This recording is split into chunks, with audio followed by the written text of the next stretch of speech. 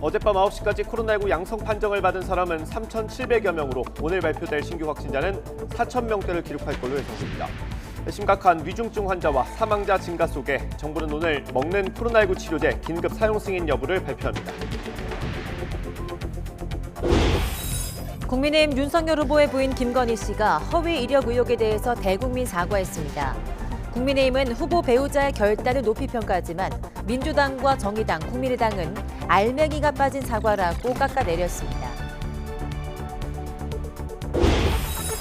정부가 1주택자 보유세 부담 완화를 위한 보완책 마련에 착수했습니다.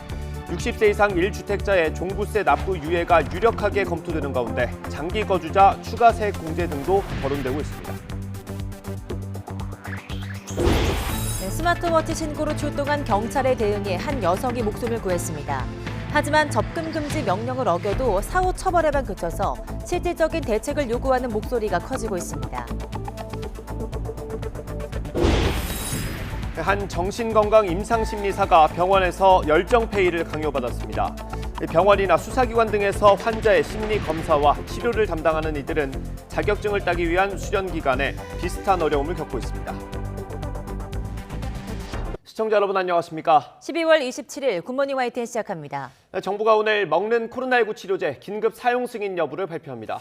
네, 승인된다면 이르면 내년 1월 말부터 사용할 수 있을 것으로 전망됩니다. 신현준 기자입니다. 먹는 코로나19 치료제는 감염 초기에 복용하면 중증으로 악화하는 걸 막을 수 있어 코로나19의 판도를 바꿀 게임 체인저란 기대를 받고 있습니다. 이런 먹는 치료제의 국내 도입이 이르면 오늘 결정됩니다. 식품의약품안전처는 오늘 회의를 열고 코로나19 먹는 치료제의 긴급 사용 승인 여부를 논의한다고 밝혔습니다. 식약처는 질병관리청의 요청을 받아 파이자의 팍스로비드와 미국 머크사의 몰루피라비르에 대한 긴급 사용 승인 여부를 검토해 왔습니다. 심의 결과가 좋으면 바로 긴급 사용 승인 결정이 나오지만 심의 결과가 좋지 않으면 식약처가 종합적으로 더 검토해 추후 입장을 밝힐 예정입니다. 정부는 현재 미국 파이자사와 먹는 치료제 30만 명분 이상의 구매 계약이 마무리 단계이고 미국 머크사와는 24만 2천 명분의 구매 약관을 이미 체결한 상태입니다.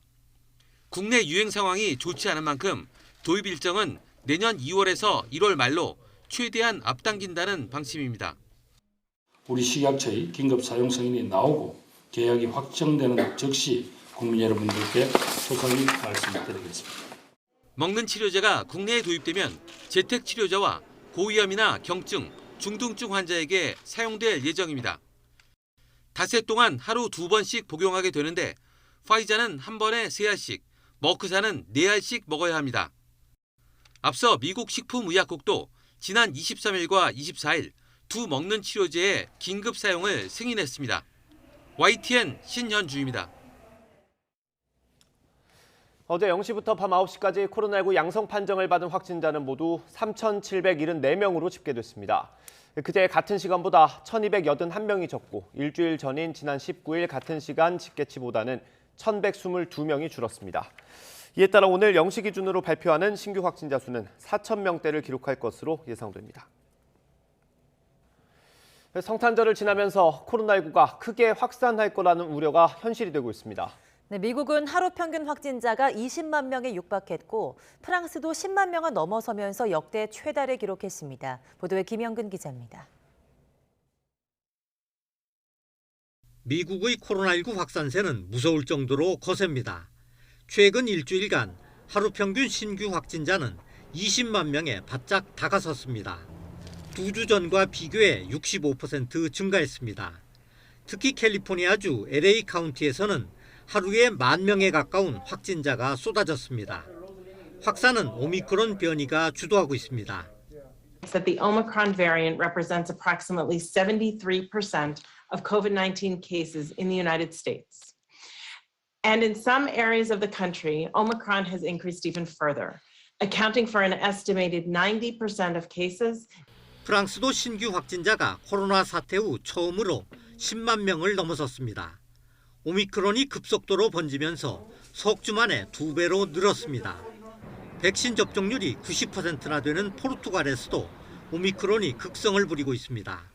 신규 확진자가 12,000명을 넘어섰는데 이 중 61.5%가 오미크론 감염자입니다. 이탈리아와 스페인에서도 오미크론이 확산하면서 신규 확진자 수가 가파르게 증가하고 있습니다. 그동안 오미크론이 주춤했던 이스라엘에서도 유행이 다시 본격화하고 있습니다. הפעם בגלל הטבע המדבק מאוד של הווריאנט הזה, צריך להבין, ההגנה הקולקטיבית הלאומית שהמדינה נותנת היא לא מספיקה. כל אחד, כל אזרח חייב לדאוג לעצמו ולמשפחתו וילדיו. 보건 전문가들은 모임과 이동이 잦은 성탄절 연휴와 연말 연시를 거치면서 코로나19 확산세가 더욱 가속화할 것으로 보고 있습니다. 이에 따라 세계 각국은 추가 접종을 독려하면서 방역 고삐를 다시 바짝 조이고 있습니다. YTN 김영근입니다. 네, 미국 연방정부의 공중보건 분야 대변인 격인 비베크 머시 공중보건 서비스 단장 겸 의무총감은 사람들이 코로나19에 반복되는 유행에 지쳐있지만 백신 접종을 통해서 팬데믹, 즉 전염병의 대유행을 종식할 수 있다는 낙관론을 펼쳤습니다. 머시 의무총감은 현지 시간 26일 많은 이들의 대유행으로 인한 피로감과 좌절을 이해할 수 있다며 거의 2년이 다 됐다. 우린 너무 많은 사람을 잃었고 우리의 삶은 근본적으로 바뀌었다고 말했습니다. 그러면서 사람들이 백신을 접종하고 부스터샷, 즉 추가 접종을 하면 코로나19가 가져올 나쁜 결과의 위험성이 훨씬 낮아지고 이 대유행의 끝에 도달할 것이라며 우여곡절 속에 몸부림치고 있지만 우린 거기에 함께 도달할 것이라고 강조했습니다. 코로나19 방역 조치로 피해를 본 소상공인에 대한 방역 지원금 지급이 오늘부터 시작됩니다. 정부는 우선 영업시간 제한받은 소상공인 업체 70만 곳을 대상으로 방역 지원금을 지급합니다. 오늘은 사업자 등록번호 끝자리가 홀수인 소상공인만 신청할 수 있고 내일은 끝자리가 짝수인 경우만 가능하고 모레부터는 홀자 구분은 없어집니다. 방역지원금 지급 대상은 이달 15일 전에 개업한 소상공인과 소기업 가운데 매출이 줄었거나 줄 것이 예상되는 사업자로 업체당 100만 원씩 지원됩니다. 정치권 소식입니다. 국민의힘 윤석열 후보 부인 김건희 씨가 허위 경력 의혹에 사과했습니다. 잘 보이려고 경력을 부풀렸고 모두 자신의 잘못이라고 말했습니다. 부장원 기자입니다. 경력 부풀리기 의혹이 불거진 이후 김건희 씨가 처음으로 공개적인 자리에 섰습니다. 기자회견을 자청한 김 씨는 경력을 부풀리고 잘못 적은 게 있었다며 고개를 숙였습니다. 일과 학업을 함께하는 과정에서 제 잘못이 있었습니다. 잘 보이려 경력을 부풀리고 잘못 적은 것도 있었습니다. 돌이켜보니 너무나도 부끄러운 일이었다고 거듭 고개를 숙인 김 씨는 자기가 없어져 남편이 남편답게만 평가받을 수 있다면 차라리 그렇게라도 하고 싶다며 눈물을 비치기도 했습니다. 저 때문에 남편이 비난받는 현실에 너무 가슴이 무너집니다. 특히 윤석열 후보가 당선되더라도 자신은 아내 역할에만 충실하겠다면서 영부인으로서 활동을 최소화하겠다는 뜻도 내비쳤습니다. 조용히 반성하고 성찰하는 시간을 갖겠습니다. 그리고 남편이 대통령이 되는 경우라도 아내의 역할에만 충실하겠습니다. 김 씨는 그동안 대선 후보 배우자로서 일절 공개 활동을 하지 않았습니다. 그러나 자신을 둘러싼 논란으로 선거운동에 부담을 주게 되자 결자 해지하겠다는 뜻을 강하게 피력했고 윤 후보도 이에 동의한 것으로 전해집니다. 윤 후보는 회견 이후 소감을 묻는 취재진에 자신도 아내와 같은 마음이라고 짧게 답했습니다. 의혹이 명쾌하게 풀리진 않았지만 당사자가 직접 나서 고개를 숙이면서 윤석열 후보로선 일단 부담을 덜게 됐습니다. YTN 부장원입니다. 네, 김건희 씨는 어제 기자회견에서 어떤 게 맞고 틀렸는지 구체적으로 해명하진 않았습니다. 또 회견을 마친 뒤 곧바로 떠나면서 기자들의 질문도 받지 않았습니다. 캠프가 별도 자료를 통해서 설명했는데 의혹 대부분 부정확한 표기였다고 인정했습니다. 이어서 김우준 기자입니다. 윤석열 국민의힘 대통령 후보 배우자 김건희 씨는 공개 석상에서 모습을 드러내자마자 고개를 숙였습니다. 김 씨의 각종 허위 이력에 대한 YTN의 단독 보도 이후 12일 만입니다. 부디 용서해 주십시오. 국민 여러분께 진심으로 사죄의 말씀을 드립니다. 앞서 지난 14일 YTN은 김 씨가 지난 2007년에 제출한 교수 임용 지원서에 허위 이력과 함께 가짜 수상 기록을 기재했다고 지적했습니다. YTN이 확보한 김건희 씨의 당시 교수 임용 지원서를 보면 설립되지도 않은 협회에서 일을 한 것으로 적혀 있습니다. 받지도 않은 대상을 받은 것처럼 적혀 있기도 했습니다. 당시 허위 기재 부분에 대해 기억이 나지 않는다고 답했던 김 씨. 하지만 이번에는 달랐습니다. 일과 학업을 함께하는 과정에서 잘보 이력 경력을 부풀렸다며 일부 허위 경력을 인정하고 사과했습니다. 그러지 말았어야 했는데 돌이켜보니 너무나도 부끄러운 일이었습니다. 먼저 수원여대에 제출한 가짜 수상 내역은 단체 수상을 명시하지 않았다는 점에서 부정확한 기재라고 사과했습니다. 한국게임산업협회 재직 부분 역시 재직증명서 자체가 위조된 건 아니지만 경력을 돋보이고자 부풀려 쓴 게 맞다고 설명했습니다. 이어 6개월짜리 단기 과정에 불과한 서울대 경영대학원 석사를 일반 대학원인 서울대 경영학과 석사로 기재한 점, 중학교 교생 실습을 정교사 재직 경력처럼 쓴 건 모두 부정확한 표기이자 허위 기재가 맞다고 인정했습니다. 이 밖에 삼성미술관과 국민대 박사 등 각종 의혹에 대해 국민의힘 캠프 차원에서 별도의 보도자료를 내고 하나하나 해명했습니다. 사실관계에 대한 거는 저희가 이제 별도로 또 자료 배포를 통해서 이해를 돕도록 하고요. 다만 캠프 측은 김 씨가 형사적 책임을 지는 여부를 묻는 말에 대해서는 직접적인 대답을 피하며 말을 아꼈습니다. YTN 김우준입니다. 대선 주자들은 정책 행보를 이어갔습니다. 민주당 이재명 후보는 다주택자의 양도세 중과 유예를 선거 이후라도 추진하겠다고 밝혔습니다. 국민의힘 윤석열 후보는 첫 공약으로 복지와 일자리 대책을 내놨습니다. 김태민 기자입니다. 이재명 후보는 다주택자에게 한 번 더 기회를 줘야 매물이 나온다며 중과세 유예 필요성을 거듭 강조했습니다. 당장 어려우면 내년 3월 대선 이후에라도 추진하겠다며 단계적으로 감세 혜택을 줄이는 아이디어도 제시했습니다. 시간을 정해서 6개월 정도는 다 면제해 주자. 그냥 빨리 나가면. 9개월은 절반만 면제해 주자. 12개월은 4분의 1만 면제해 주고 12개월 지나면 강력하게 그대로 집행하자. 근데 이게 탈출 기회를 주자는 거죠. 지금도 최선을 다해서 노력해보고 안 되면 3월 9일에 선거는 끝나니까. 박근혜 전 대통령 사면에 대해선 어쩔 수 없는 측면이 있다며 이미 결정된 사안을 두고 유불리를 따지는 건 무의미하다고 말했습니다. 갑론을박이 벌어지면 이 결정의 가장 큰 이유는 아마도 국민 통합이었을 텐데 통합의 저해가 되겠죠. 판단하면 뭐 하겠습니까? 이미 벌어진 일인데. 이후에는 임산부들과 함께 간담회를 열어 고충을 듣고 공공산후지원 정책에 대한 해법을 함께 고민했습니다. 윤석열 후보는 주요 공약 가운데 성장과 복지, 일자리 정책을 가장 먼저 들고 나와 본격적인 정책 행보에 시동을 걸었습니다. 국가 경제는 성장했지만 국민은 행복하지 않다면서 공정하고 공평한 사회를 만들겠다고 강조했습니다. 앞만 보고 달려온 결과 불공평의 문제가 커졌습니다. 이로 인한 사회 갈등과 인기 영합 정치가 국민들을 불안하게 해왔습니다.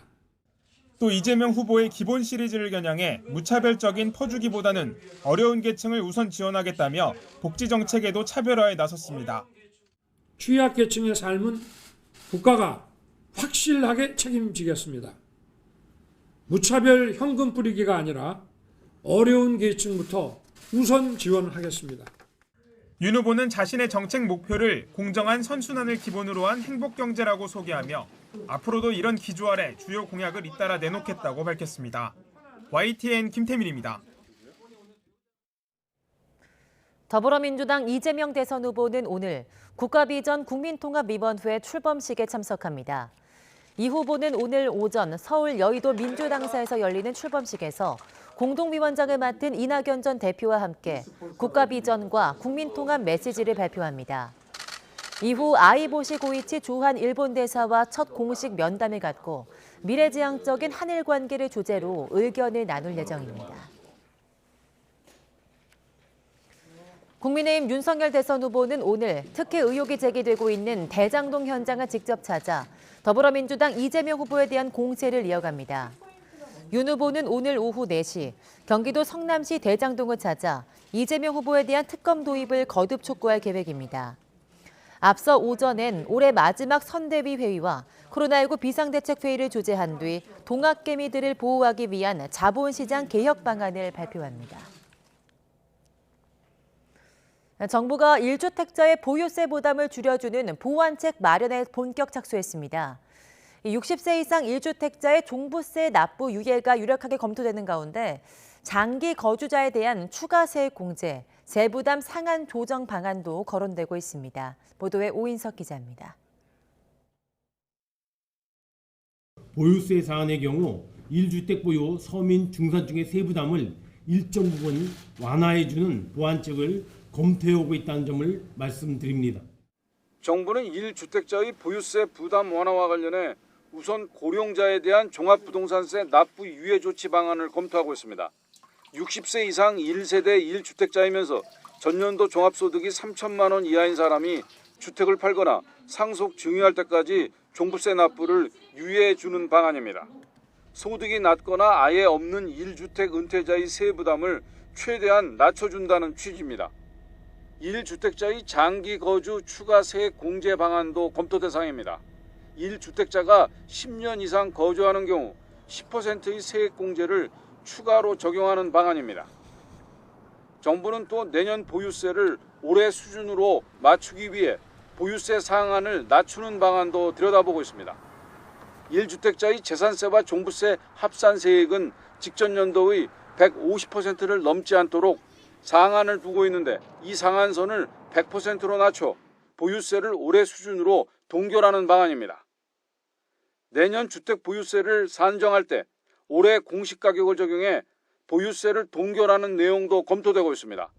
다만 내년 세 부담을 일시적으로 동결하면 내후년엔 부담이 더 커질 수 있다는 지적도 나오고 있습니다. 이와 함께 고가주택에 대해서는 세부담 상한 조정이나 공시가 재활용 등에서 일부 제외 기준을 둘 가능성도 있습니다. YTN 오인성입니다. 네, 같은 아파트 단지의 같은 평형에서 세 가지의 다른 전셋값이 존재하는 현상이 벌어지고 있습니다. 많게는 몇 억씩 차이가 나는데 임대차법 시행에 따른 일종의 부작용입니다. 가격 왜곡 속에 내년엔 극심한 전세난마저 우려됩니다. 강희경, 김우준 두 기자가 보도합니다. 서울 전세 시장을 살펴보기 위해 대치동 음마아파트에 나왔습니다. 같은 면적이라도 가격이 7억 5천만 원부터 13억 원까지 무려 5억 원 넘게 차이 납니다. 이런 현상은 임대차 입법 시행으로 계약갱신 청구권이 도입되면서 생겨났습니다. 전세 재계약 때 보증금 인상폭을 5% 이내로 제한했기 때문입니다. 먼저 신규 계약의 경우 보증금은 시세에 맞출 수밖에 없습니다. 집주인이 선호하는 계약입니다.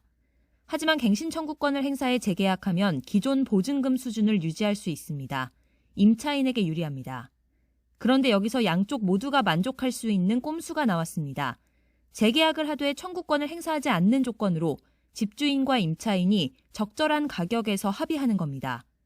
같은 아파트 단지의 같은 평형 전세에서도 집주인 선호형, 임차인 유리형, 중재안 이렇게 세 가지 가격이 존재하는 배경입니다. 그 5% 상한의 계약을 하느니 본인이나 자녀들 입주를 생각을 많이 하시는 경우들이 계시고요. 그럴 경우에 그냥 현 시세에 맞춰서 하기에는 조금 부담스러우면 시세의 한 80% 정도 선에서 서로 협의해서 눈치 작전이 치열하지만 문제는 전세 매물 자체가 많지 않다는 점입니다. 전세가 안정이 아직 요원한 이유입니다.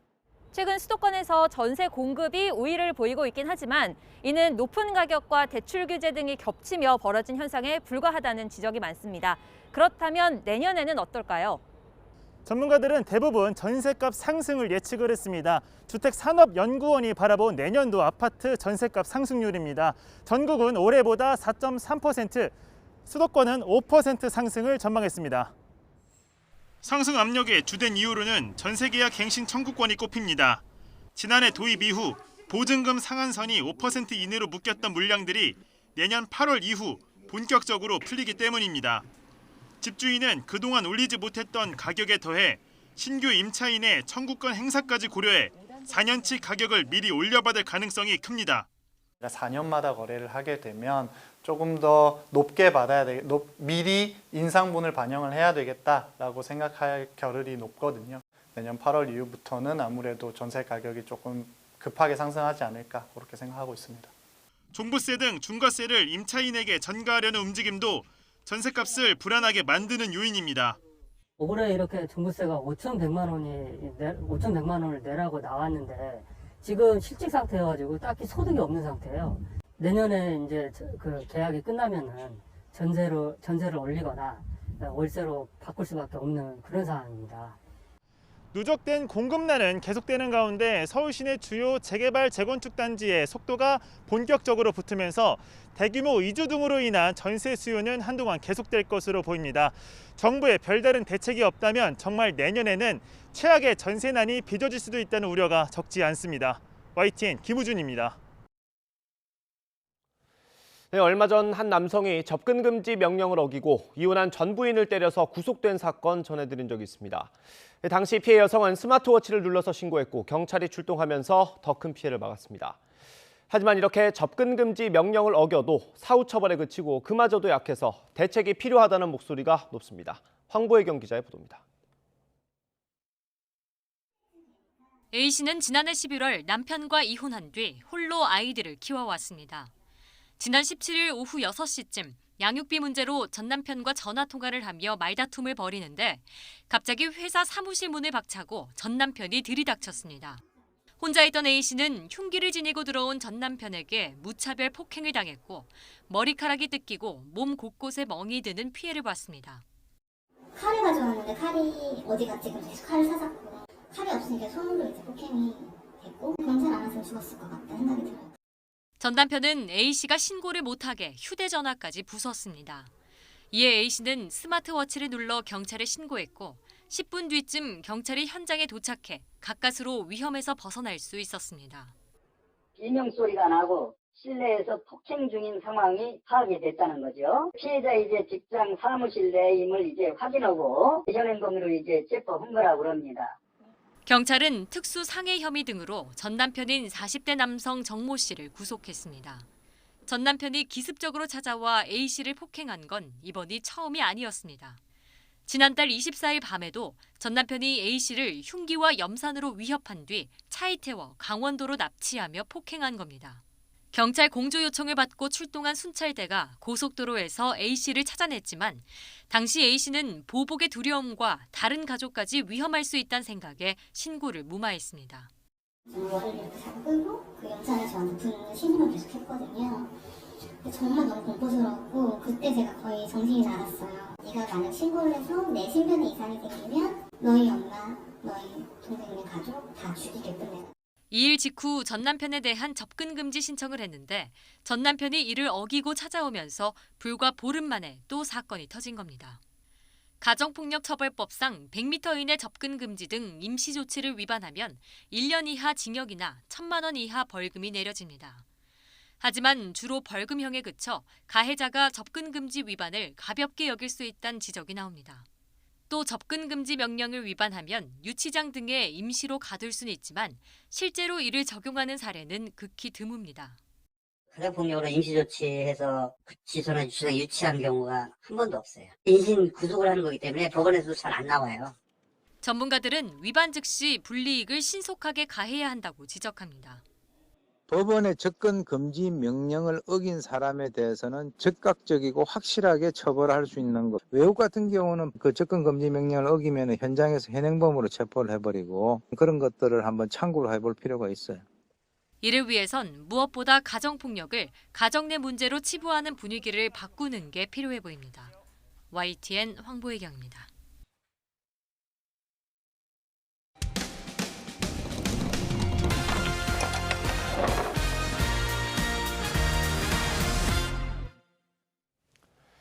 병원이나 보건소, 수사기관에서 심리검사와 치료를 담당하는 사람을 정신건강 임상심리사라고 합니다.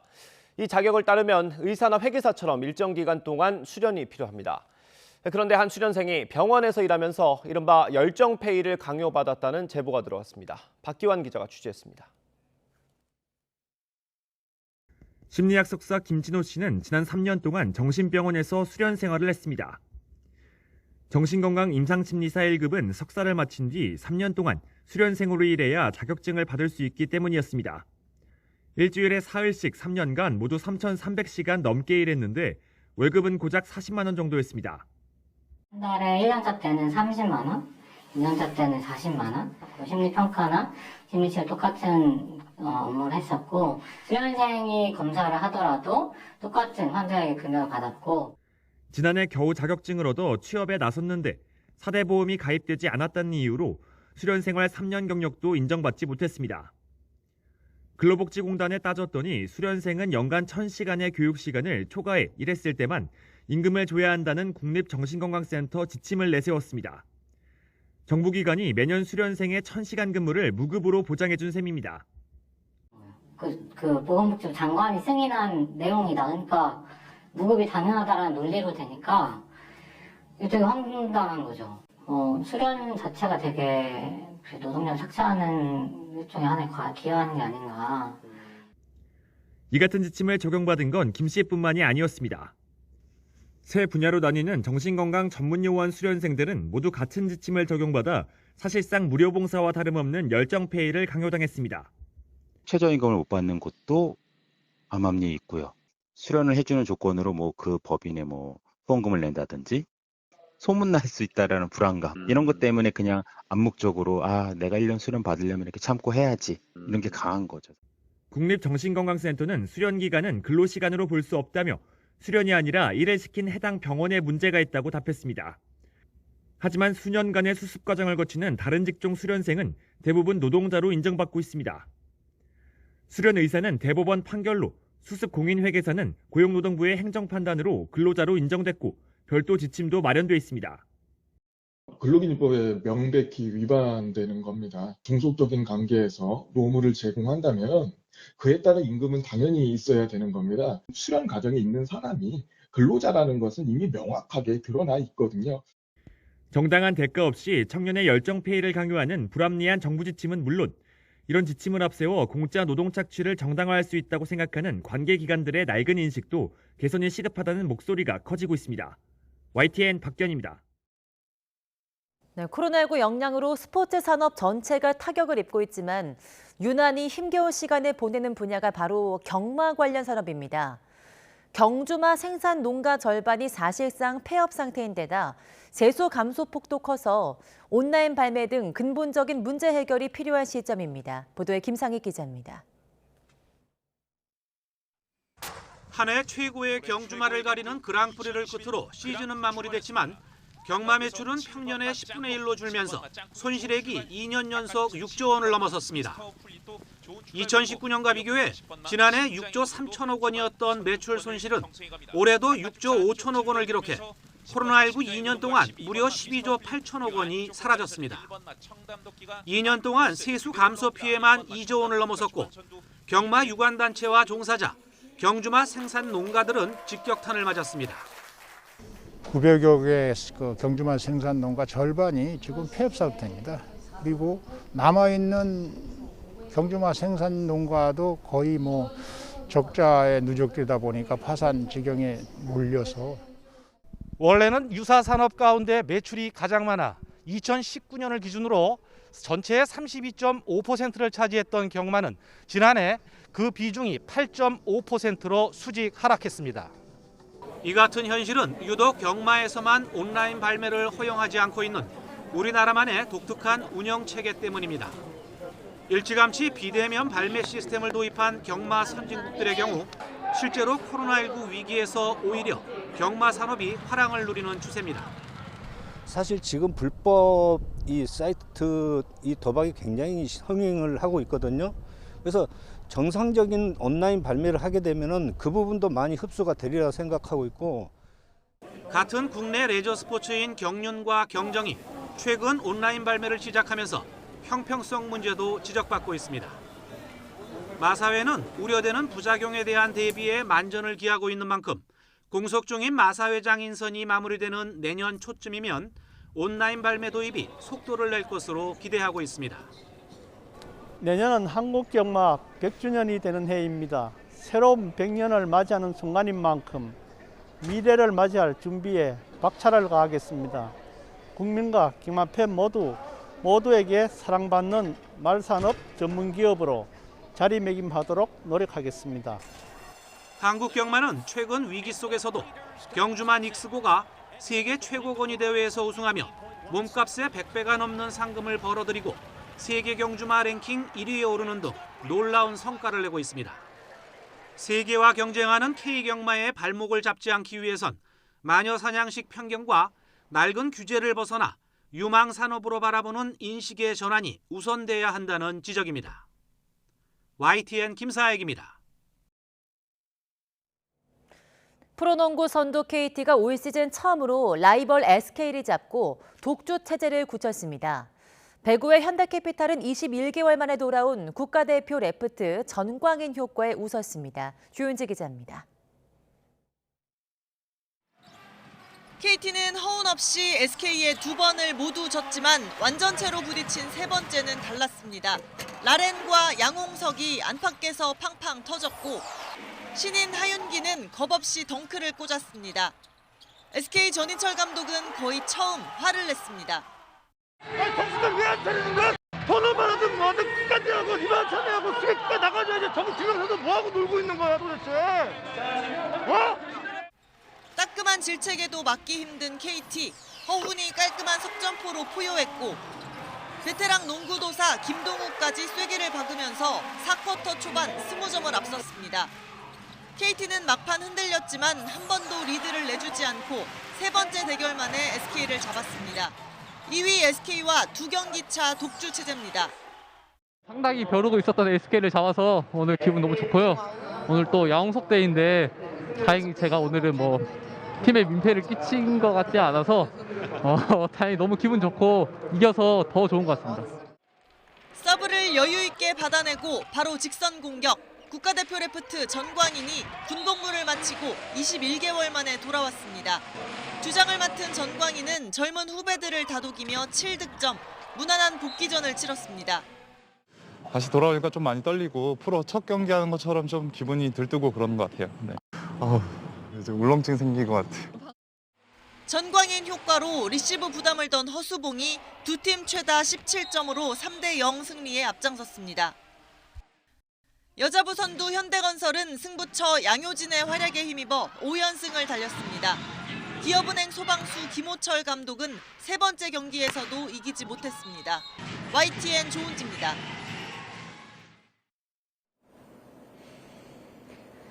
(41년) 만에 찾아온 최강 한파에 오늘도 도심은 꽁꽁 얼어붙어 있습니다. 이렇게 중무장을 하고 있어도 칼바람이 옷깃 사이를 파고들고 있고요.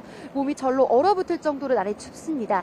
현재 서울에는 한파경보가 내려진 가운데 서울 기온은 영하 12.9도까지 떨어졌습니다. 체감 온도는 영하 16도 선을 밑돌면서 공기가 무척 차가우니까요. 오늘 출근길에는 목도리나 장갑 등 방한용품 챙기셔서 보온에 각별히 신경 써주시기 바랍니다. 네, 오늘도 전국 대부분 지역에 한파특보가 이어지는 가운데 현재 기온이 영하 10도를 밑도는 곳이 많습니다. 비공식 기록으로 강원도 철원군 임남면의 기온이 영하 22.4도까지 떨어졌고요. 대관령은 영하 17.3도, 제천은 영하 15.9도를 보이고 있습니다. 낮부터는 추위가 조금씩 누그러지겠지만 여전히 예년 기온을 밑돌며 춥겠습니다. 서울 낮 기온은 1도, 대전과 광주는 2도로 예상됩니다. 추위 속 호남 서해안과 제주도, 울릉도 독도는 계속해서 눈구름의 영향을 받고 있는데요. 눈발이 강하지는 않지만 오늘 낮까지 이어진 뒤 그칠 것으로 보입니다. 오늘 제주 산간과 울릉도 독도에 최고 7cm, 호남 서해안에는 1에서 3cm의 눈이 내려 쌓이겠고요. 오후부터 밤사이 경기 남서부와 충남 지역에도 약한 비나 눈이 내리는 곳이 있겠습니다. 내일부터는 이맘때 겨울 날씨를 되찾겠지만 새해로 넘어가는 금요일과 토요일 사이 다시 세미 한파가 찾아올 것으로 전망됩니다. 현재 영남 동부에는 건조특보가 내려진 가운데 바람도 무척 강하게 불고 있습니다. 대형 화재가 발생하지 않도록 불씨 관리 철저하게 해주시기 바랍니다. 지금까지 YTN 홍나실입니다. 41년 만에 찾아온 12월의 한파로 전국은 얼어붙었고 칼바람에 체감 온도는 더 떨어졌습니다. 오늘도 제주와 호남 서해안에 많은 눈이 내릴 것으로 예상되는 가운데 이번 한파는 당분간 이어질 것으로 예상됩니다. 네, 폭설로 한때 활주로가 폐쇄된 제주공항에는 항공편 운항에 큰 차질이 빚었습니다. 전국을 강타한 강추위 속에 곳곳에서 화재와 정전도 잇따랐습니다. 어젯밤 9시까지 코로나19 양성 판정을 받은 사람은 모두 3,700여 명으로 오늘 발표될 신규 확진자는 4,000명대를 기록할 것으로 예상됩니다. 심각한 위중증 환자와 사망자 증가 속에 정부는 오늘 먹는 코로나19 치료제 긴급 사용 승인 여부를 발표합니다. 문재인 대통령이 삼성전자 이재용 부회장을 비롯한 대기업 총수들을 만납니다. 청년 일자리 문제를 논의하기 위해서인데 이 부회장과는 가석방 이후 첫 대면입니다. 미국산 백신을 북한 전체 인구가 맞을 수 있도록 6천만 회분 제공하자는 제안이 나온 가운데 북한이 미국산 백신을 원한다는 정황이 잇따라 포착되고 있습니다. 먹는 코로나19 치료제 국내 긴급 사용 승인 여부가 오늘 발표됩니다. 식품의약품안전처는 오늘 공중보건 위기 대응 의료제품 안전관리 공급위원회 비공개 회의를 열어 먹는 치료제 긴급 사용 승인 여부를 결정하기로 했습니다. 보건당국은 이 위원회는 심의기구여서 결정에 구속력이 있다면서 오늘 개최되는 심의의 결과가 좋으면 긴급 사용 승인 결정까지 가능할 수 있지만 심의 결과가 안 좋게 나오면 식약처가 종합적으로 더 검토해서 사후의 입장을 밝힐 예정이라고 전했습니다. 정부는 미국 화이자와 팍스로비드 30만 명분 이상을 구매하는 방안으로 협의 중이고 미국 머크사와도 몰누피라비르 24만 2천 명분에 대해 구매 약관을 체결한 상태입니다. 먹는 치료제가 도입되면 재택치료 환자와 고위험군 등 경증 또는 중등증 환자에게 사용되며 감염병 예방법에 따라 정부가 모든 비용을 부담하기 때문에 개인 환자가 부담하는 비용은 없습니다. 이스라엘이 화이자의 먹는 코로나19 치료제에 대한 긴급 사용을 승인했다고 현지 매체 타임스 오브 이스라엘이 보도했습니다. 이스라엘 보건부는 화이자가 개발한 먹는 코로나19 치료 알약 팍스로비드를 사용해도 된다고 현지 시각 26일 발표했습니다. 이스라엘 보건부는 성명에서 코로나19 합병증 위험이 큰 환자들은 증상이 나타난 뒤 3일에서 5일 이내에 이 약을 먹어야 한다고 설명했습니다. 서울의 최저기온이 영하 15도까지 내려갔던 어제 매서운 한파와 강화된 거리 두기로 거리는 한산했습니다. 네, 반면 코로나19 확산으로 선별진료소에는 긴 줄이 이어졌습니다. 오선열 기자입니다. 서울역 광장 앞에 100m가량 긴 줄이 늘어섰습니다. 코로나 검사를 기다리는 시민들은 두꺼운 외투와 모자, 목도리로 단단히 중무장해 있습니다. 꽁꽁 언 손을 핫팩으로 녹여보지만 냉기를 막기에는 역부족입니다. 오늘 최저기온은 최고 영하 16도까지 떨어지면서 서울의 코로나19 임시선별진료소 운영 시간은 오후 3시까지로 단축됐습니다. 맹추위로 검사 시간이 오전 11시로 늦춰지면서 미리 온 시민들이 한때 혼선을 빚기도 했습니다. 이렇게 추운 날 바깥에서 그냥 쓰면서 아무런 답변도 없고 얘기도 없이 무작정 기다리고 있는 거예요, 지금요. 이렇게 춥잖아요. 오늘같이 제일 추운 날에. 평소라면 인파로 북적거릴 도심 번화가는 매우 한산했습니다. 시민들은 사라진 연말 분위기가 아쉽기만 합니다. 굉장히 추워가지고 옷도 되게 많이 껴입고 왔고요. 사람들이 가장 많이 나와야 될 시기인데 날씨가 추워서 그런지 사람들도 좀 없는 것 같고. 고무 튜브를 타고 쏜살같이 눈길을 내달립니다. 긴 슬로프에서 미끄러져 내려오는 썰매를 즐기다 보면 아이도 어른도 시간 가는 줄 모릅니다. 집에만 있다가 나와서 너무너무 기분이 좋고요. 오늘 날씨도 추운데 애기랑 같이 옷도 많이 껴입고 나와서 너무 기분이 좋아요, 그냥. 겨울철 가족 나들이 명소지만 코로나19와 한파 탓에 이용객이 예년에 비해 4분의 1 수준으로 줄었습니다. 눈썰매장을 찾은 시민들은 마스크를 쓰고 조심스럽게 나들이에 나섰습니다. 지금 코로나 때문에 어디 외출하기도 쉽지 않고 날씨도 추워서 아기가 매일 집에만 있어야 되니까 너무 답답해 보이기도 하고 해서 이제 주말 겸 나왔어요. 강화된 거리두기에 올해 들어 가장 추운 날씨까지 겹치면서 시민들은 여느 때보다 한산한 연말의 휴일을 보냈습니다. YTN 오선열입니다. 어제 0시부터 밤 9시까지 코로나19 양성 판정을 받은 확진자는 모두 3,774명으로 집계됐습니다. 그제 같은 시간보다 1,281명이 적고 일주일 전인 지난 19일 같은 시간 집계치보다는 1,122명이 줄었습니다. 오늘 0시 기준으로 발표하는 신규 확진자 수는 4,000명대를 기록할 것으로 예상됩니다. 네, 국민의힘 윤석열 대선 후보의 부인 김건희 씨가 자신의 허위 이력 논란과 관련해서 대국민 사과했습니다. 김 씨는 어제 기자회견을 열고 모든 게 자신의 잘못이라면서 국민들에게 진심으로 사죄한다고 고개를 숙였습니다. 남편의 출마 이후 처음 공개석상에 선 김 씨는 일과 학업을 병행하는 과정에서 잘못이 있었고 잘 보이려 경력을 부풀린 게 있었다며 허위 이력 논란을 일부 인정했습니다. 앞으로 남은 선거 기간 동안 조용히 반성하는 시간을 갖고 남편이 대통령이 되는 경우라도 아내의 역할에만 충실하겠다면서 영부인으로서 활동도 최소화하겠다는 뜻도 내비쳤습니다. 그러면서 자신을 욕하더라도 그동안 어렵고 힘든 길을 걸어온 남편에 대한 마음만큼은 거두지 말아달라고 호소했습니다. 윤석열 후보는 부인 김건희 씨 사과에 대해서 자신도 아내와 같은 마음이라고 말했습니다. 윤 후보는 어제 여의도 당사에서 기자들과 만나 아내가 국민께 죄송하다고 말씀드렸고 자신도 똑같은 마음이라며 짧게 말했습니다. 또 김 씨가 앞으로 공식 활동을 자제할 거냐는 질문에는 본인이 얘기한 대로라고 말을 아꼈습니다. 그동안 공식 행사에 나오지 않았던 김건희 씨가 직접 기자회견을 열고 사과한 건 최근 답보 상태인 윤석열 후보의 지지율 때문이라는 분석이 나오고 있습니다. 네, 국민의힘은 후보 배우자의 결단을 높이 평가했지만 민주당과 정의당, 국민의당은 알맹이가 빠진 사과였다며 깎아내렸습니다. 보도에 박소정 기자입니다. 국민의힘 윤석열 후보의 지지율은 배우자 허위 경력 의혹이 터져 나온 뒤 어정쩡한 태도를 보이면서 내림세를 탔습니다. 선거대책위원회 내용에다 구설까지 겹쳐 위기론이 대두된 가운데 이뤄진 김건희 씨의 회견. 본격적으로 시작될 윤 후보의 정책 행보에 앞서 논란을 잠재우고 돌파구를 마련하려는 의도로 해석됩니다. 특히 김 씨가 직접 결단을 내린 것으로 전해졌는데 국민의힘은 배경을 이렇게 설명했습니다.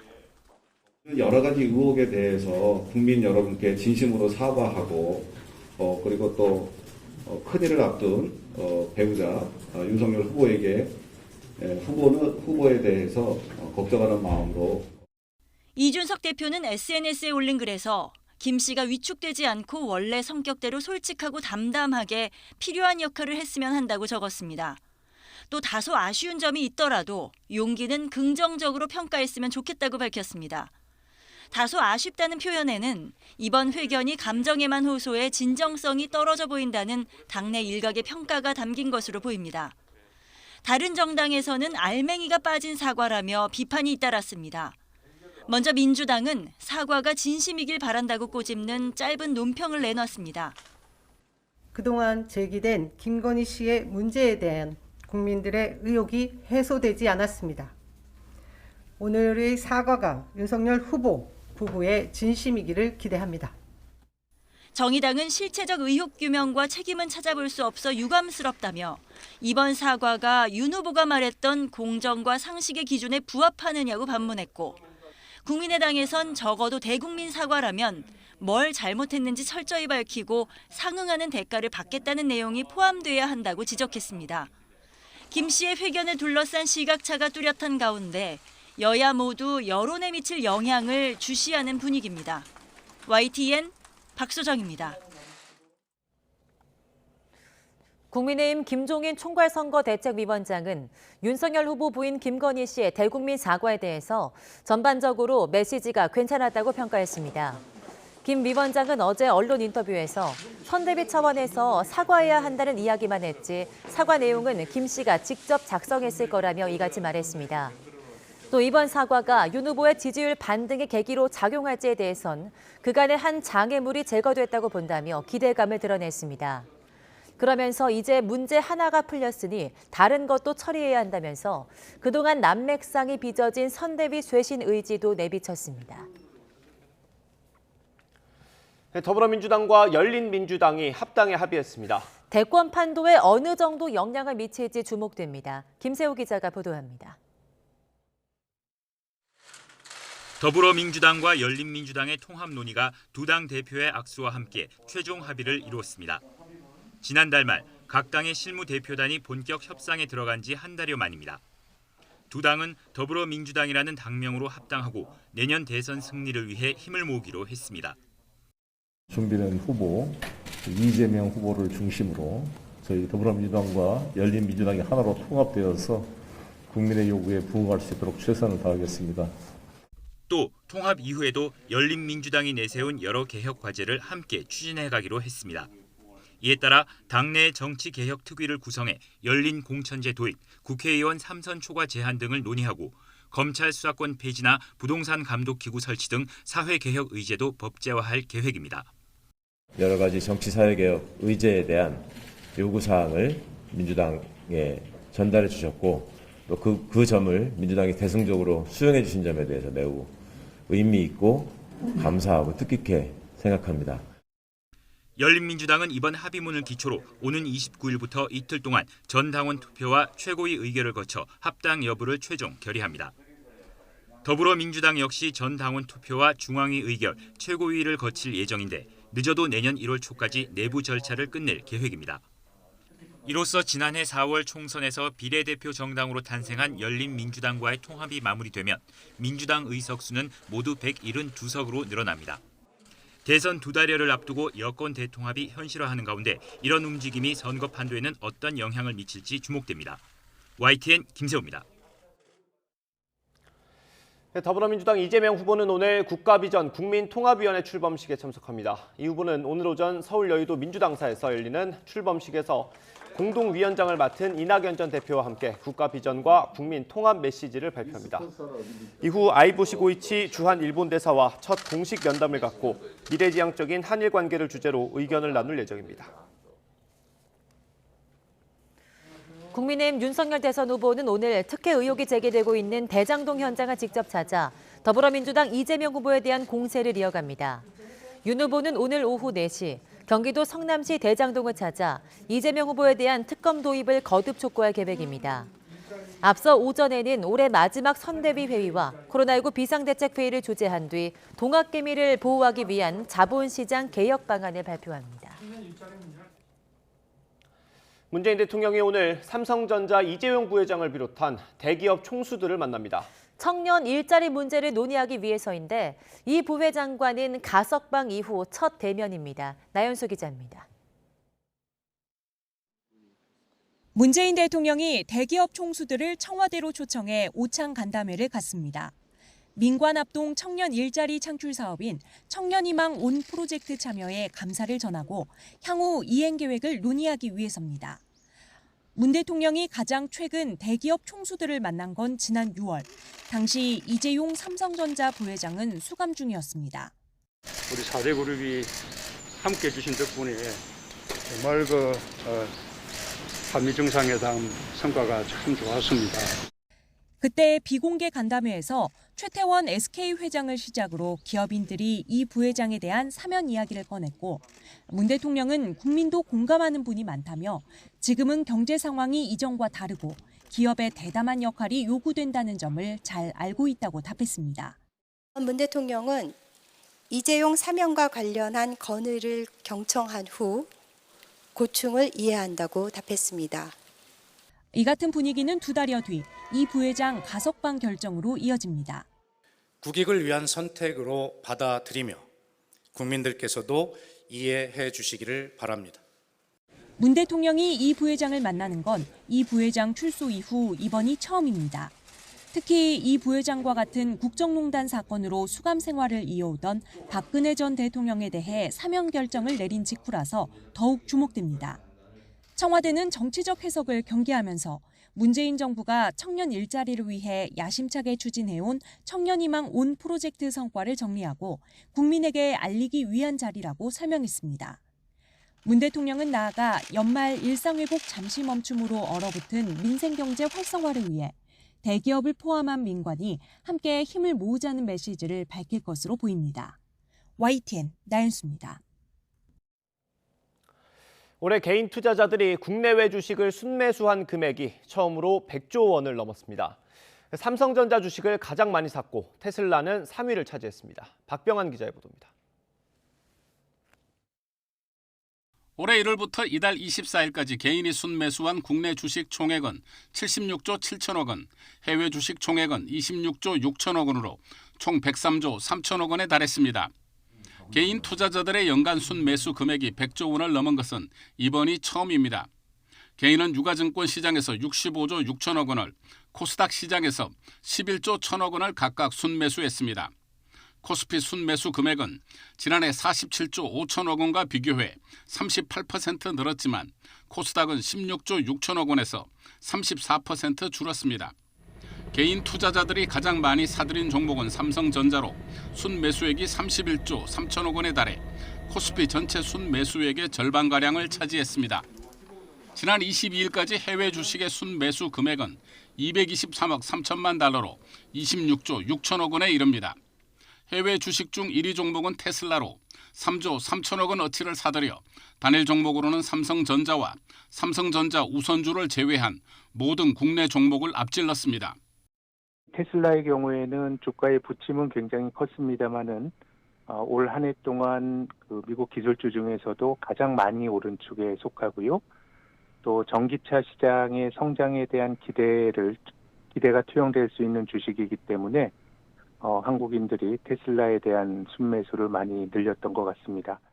하지만 코스피 지수는 24일 기준으로 지난해 말보다 4.84% 오르는 데 그쳐서 주요 20개국 가운데 상승률은 18위에 불과했습니다. 그만큼 개인 투자자들의 실적이 썩 좋지는 않았던 셈입니다. YTN 박병환입니다. 북한이 겉으로는 국제사회가 제공하는 코로나19 백신을 받지 않고 있지만 내심 미국산 백신을 원한다는 정황이 잇따라 포착되고 있습니다. 미국산 백신을 북한 전체 인구가 맞을 수 있는 물량을 제공하자는 제안이 나왔는데 물밑 논의도 조금씩 진행되고 있는 걸로 알려졌습니다. 조승호 기자가 보도합니다.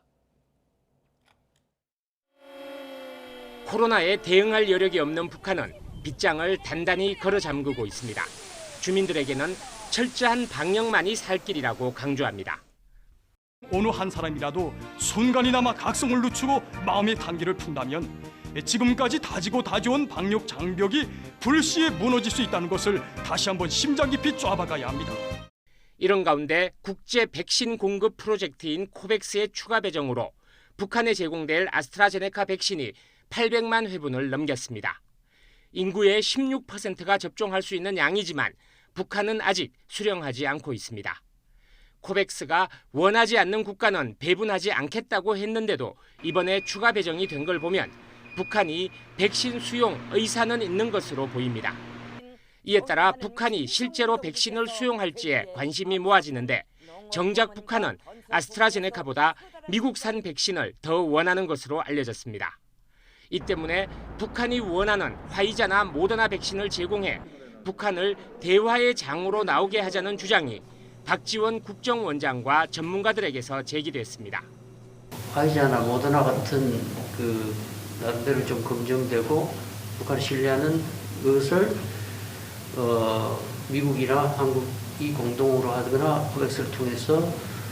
이와 관련해 우리 정부의 고위 당국자는 북한 주민이 모두 접종할 수 있는 6천만 회분 제공 논의가 실제 물밑에서 조금씩 논의되고 있다고 말했습니다. 미국 측이 국제사회의 인도적 지원 노력을 수용할 것을 북한에 촉구했고 북한 관계자는 이런 지원 방안에 대해 미국 측과의 사전 조율 여부를 타진해 왔다는 것입니다. 실제로 북한과 유엔 관계자가 만났을 때는 북측이 6천만 회분 제안에 대해 백신이 화이자인지 모더나인지를 묻기까지 했다고 고위 당국자는 전했습니다. 아직 공식적인 협의 단계라기보다는 실무자 차원의 의사 타진 단계로 읽히지만 2월 베이징 올림픽을 앞두고 백신을 매개로 한 대화 논의가 급물살을 탈지 주목됩니다. YTN 조승호입니다. 네, 크리스마스를 전후해 강원 영동 지역에 폭설이 내렸는데 호남 서해안 일대에도 눈이 내렸습니다.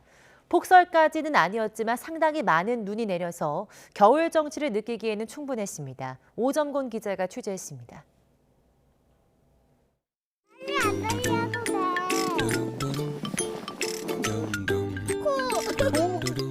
화이트 크리스마스 다음 날 세상은 여전히 화이트입니다. 적의 침입을 막기 위해서 거칠게 다듬어 쌓아 올린 고창 읍성 돌덩이 하나하나에도 하얀 눈이 덮였습니다. 눈 내린 다음 날 성곽 앞의 넓은 광장은 가족 놀이터가 됐습니다. 아장아장 걷는 아이부터 덩달아 신난 아빠 엄마까지 모두의 코로나 해방터입니다. 좋아요. 왜 좋아요 혹시? 이 사람한테 이거 좋으니까 썰매 타고? 눈이 왔다는 소식에 저 멀리 남쪽 여수에서 달려온 가족도 있었습니다. 이 고창 사세요? 아니요. 어디서 오셨어요 그럼? 여수에서요. 여수에서요? 네, 여수에서 어떻게 여기까지 오셨어요? 여수에 눈이 안 와가지고 네, 눈 구경하러. 집 근처 다리 난간 위에 귀여운 눈 오리를 만들어 놓던 수줍은 학생들. 요즘은 눈사람 대신에 눈 오리라며 하루 내내 오리를 키울 태세입니다. 네, 보통 겨울철에 눈 하면은 강원도 영동 지역을 떠올리시는데요. 이곳 전라도 고창 지역 같은 경우에도 비교적 많은 눈이 내리는 편입니다. 서해 바다가 바로 옆인데다 주변에 높은 산봉우리들이 많아서 남쪽 지방치곤 많은 눈이 내린다고 합니다. 가게 앞에라. 가게 앞에라 눈 예. 치우신 거예요? 예. 아, 그랬구나. 여기 많이 왔었어요, 눈이? 네, 한 20cm 왔어요. 이틀이나 내린 많은 눈과 한파 때문에 염화칼슘을 뿌리는 제설 차량은 쉴 틈이 없었습니다. 다행히 폭설이 아닌 적당한 눈에 또 한낮에 강렬한 햇볕에 녹아내려 눈에 띄는 큰 피해는 없었습니다. 대신 겨울 정취를 목말라 하던 이들에겐 또 코로나에 지쳐있던 우리 이웃들에겐 새 및 선물 같은 반가운 눈이었습니다. YTN 오정곤입니다. 네, 해마다 연말연시면 주변에서 훈훈한 기부와 봉사 소식이 전해지는데요. 요새는 코로나19로 봉사활동 참여자들도 줄어들고 있다고 합니다. 연말 따뜻한 마음을 전하는 연탄 기부와 배달 자원봉사에 홍성욱 기자가 다녀왔습니다. 등짐을 진 사람들이 가파른 계단을 오릅니다. 연탄 봉사에 나선 자원봉사자입니다. 오늘 배달할 연탄은 모두 1,200장입니다. 6가구에 200장씩 전달할 예정인데요. 하지만 자원봉사자가 4명밖에 모이지 않았습니다. 저희 취재팀도 일손을 조금 보태보겠습니다. 일손이 8명으로 늘었습니다. 한 장에 3.65kg, 연탄 6장을 짊어지고 출발. 고지는 눈앞인데 숨은 턱끝까지 차오릅니다. 연탄 봉사 너무 힘듭니다. 힘들어도 굉장히 보람되고 있습니다. 연탄 봉사 화이팅! 창고에 차곡차곡 쌓이는 연탄. 주인 할머니 얼굴에 미소가 번집니다. 아직까지 우리나라는 따뜻한 것이에요. 연탄 보니까 어떠세요? 흐뭇해, 아주 따뜻해요. 근데 올겨울은 작년에는 좀 애먹었어요. 계단이나 경사가 없는 곳은 한결 수월합니다. 손에서 손으로 일렬로 연탄을 나릅니다. 가장 숙련된 사람이 차곡차곡 연탄을 쌓습니다. 나르고 또 나르고 팔은 저리고 다리도 풀리고 옅은 신음도 흘러나옵니다. 어느새 마지막 배달 장소. 일이 반복될수록 나름 요령도 생기고 시간도 단축됩니다.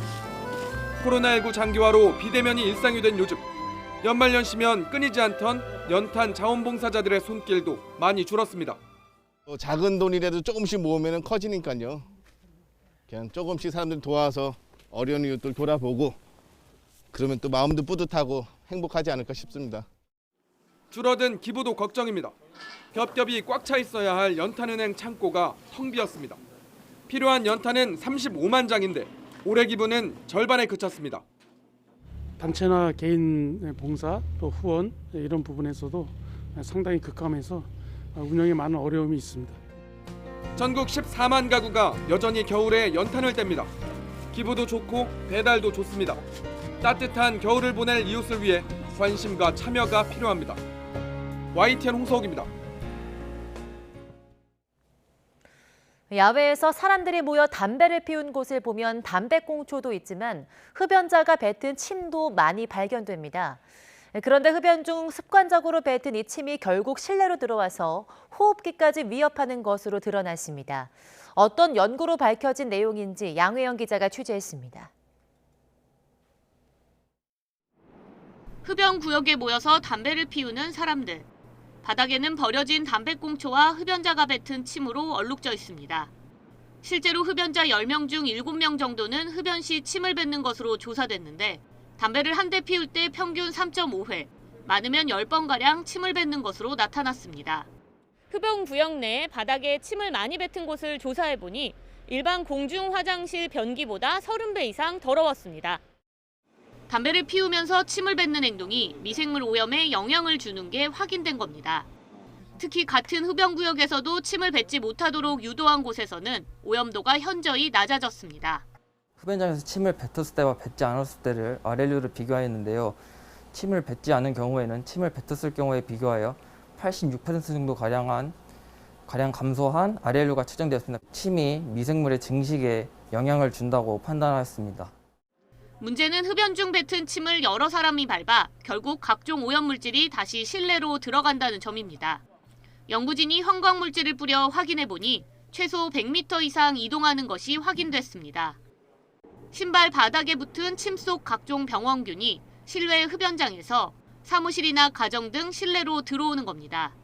실내로 들어간 뒤 침이 마르고 나면 병원균은 가루로 바뀌어 공기 중에 떠다니며 감염 위험을 높이게 됩니다.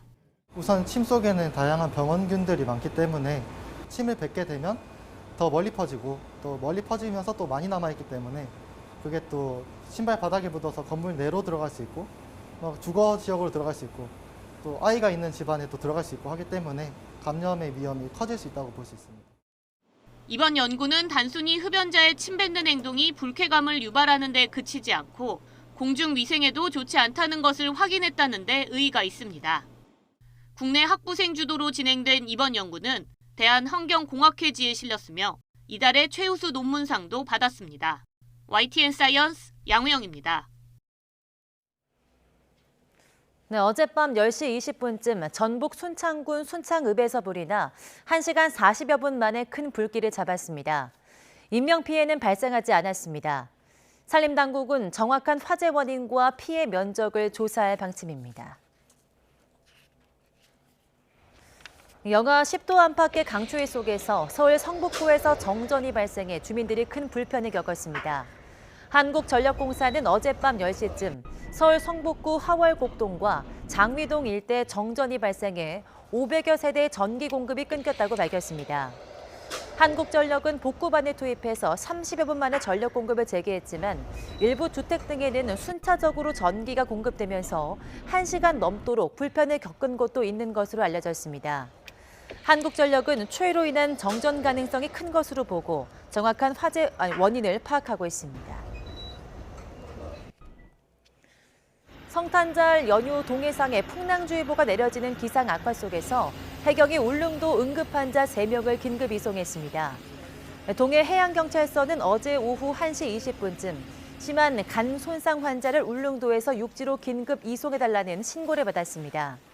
당시 높은 파도와 폭설 등 기상 악화로 헬기가 출동할 수 없어서 해경은 울릉 인근 해역에서 경비 중인 1,500톤급 경비 함정을 급파했습니다.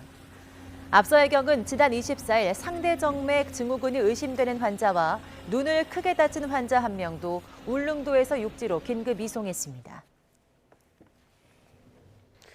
오늘도 전국 대부분 지역에서 한파특보는 계속되고 있습니다. 출근길 강추위에 대비해 주셔야겠는데요. 현재 대관령의 기온이 영하 17.3도, 서울은 영하 12.9도, 대전도 영하 12도까지 뚝 떨어졌습니다. 오늘 아침까지는 매서운 추위가 이어지다가 낮부터 기온은 서서히 올라서 내일은 예년 이맘때 수준을 회복하겠습니다. 하지만 주 후반인 올해 마지막 날 다시 찬바람이 밀려오며 세밀 한파가 찾아오겠습니다. 추위 속에 호남 해안과 제주도를 중심으로 계속해서 눈이 이어지고 있는데요. 오늘 제주 산간과 울릉도 독도에는 최고 7cm, 호남 서해안에는 1에서 3cm의 눈이 내려 쌓이겠습니다. 오늘 눈이 내리지 않는 그 밖의 전국에서는 대체로 맑은 날씨가 이어지겠고요. 영남 동부 지역은 건조특보가 발효 중입니다. 화재 사고 발생하지 않도록 조심하시기 바랍니다. 낮 기온은 어제보다 4에서 7도가량 오르겠지만 쌀쌀하겠습니다. 서울이 1도, 대전 2도, 부산은 5도가 되겠습니다. 모레 수요일에는 중부 내륙 곳곳에 비나 눈이 내리겠습니다. 지금까지 날씨정보였습니다. 굿모닝 YTN 이어갑니다. 일상회복을 멈추고 강화된 거리 두기를 다시 시행한 지 오늘로 열흘째. 최근 확진자 증가세는 어느 정도 잡혀가는 양상을 보이고 있습니다. 하지만 이런 유행 둔화 양상이 아직 위중증 환자와 사망자 숫자 감소에는 반영되지 않고 있습니다. 홍주혜 기자입니다. 코로나19 신규 확진자 수는 이틀 연속 5,000명대를 기록했습니다. 일요일 발표 수치만 놓고 비교하면 일주일 전보다 800여 명, 2주일 전보단 1,200여 명 줄었습니다.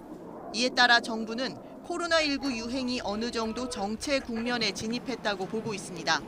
그러나 이런 흐름이 아직 위중증 환자와 사망자 수 감소로까지 이어지진 않는 모습입니다. 위중증 환자는 지난 18일 처음으로 1,000명을 돌파한 뒤 20일 하루를 제외하곤 줄곧 1,000명대를 유지하고 있습니다. 사망자 역시 69명 늘어 누적 5,245명이 됐습니다. 이러다 보니 수도권 중환자 전담 병상은 가동률이 80%를 넘는 포화 상태에서 벗어나지 못하고 있습니다. 우리가 지난주까지 굉장히 상승세에 정점을 이뤘기 때문에 아마도 향후 한 1, 2주 또 길게는 2, 3주간은 중환자 수, 사망자 수의 증가가 계속 지속될 것으로 예상이 되고 사적 모임 인원은 4명, 식당과 카페의 운영 시간은 밤 9시로 제한하는 거리 두기 강화 조치의 기한은 일단 오는 일요일인 내년 1월 2일까지입니다. 정부는 이번 주 상황을 지켜보면서 거리 두기를 연장할지 아니면 완화할지 결정할 계획입니다. YTN 홍주혜입니다. 어제 0시부터 밤 9시까지 코로나19 양성 판정을 받은 사람은 3,774명으로 집계됐습니다. 그때 같은 시간보다 1,281명이 적고 일주일 전인 지난 19일보다는 1,122명이 줄었습니다. 수도권이 2,602명, 수도권 외 지역이 1,172명으로 전국 17개 시도에서 모두 확진자가 나왔습니다. 오늘 0시 기준으로 발표하는 신규 확진자 수는 4,000명대를 기록할 것으로 예상됩니다. 정부가 오늘 먹는 코로나19 치료제 긴급 사용 승인 여부를 발표합니다. 승인된다면 이르면 내년 1월 말부터 사용할 수 있을 것으로 전망됩니다. 신현준 기자입니다. 먹는 코로나19 치료제는 감염 초기에 복용하면 중증으로 악화하는 걸 막을 수 있어 코로나19의 판도를 바꿀 게임 체인저란 기대를 받고 있습니다. 이런 먹는 치료제의 국내 도입이 이르면 오늘 결정됩니다. 식품의약품안전처는 오늘 회의를 열고 코로나19 먹는 치료제의 긴급 사용 승인 여부를 논의한다고 밝혔습니다. 식약처는 질병관리청의 요청을 받아 화이자의 팍스로비드와 미국 머크사의 몰루피라비르에 대한 긴급 사용 승인 여부를 검토해 왔습니다.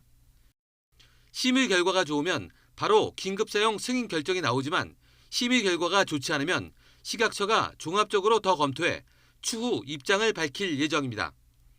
정부는 현재 미국 화이자사와 먹는 치료제 30만 명분 이상의 구매 계약이 마무리 단계이고 미국 머크사와는 24만 2천 명분의 구매 약관을 이미 체결한 상태입니다. 국내 유행 상황이 좋지 않은 만큼 도입 일정은 내년 2월에서 1월 말로 최대한 앞당긴다는 방침입니다. 우리 식약처의 긴급 사용 승인이 나오고 계약이 확정되는 즉시 국민 여러분들께 소상히 말씀드리겠습니다.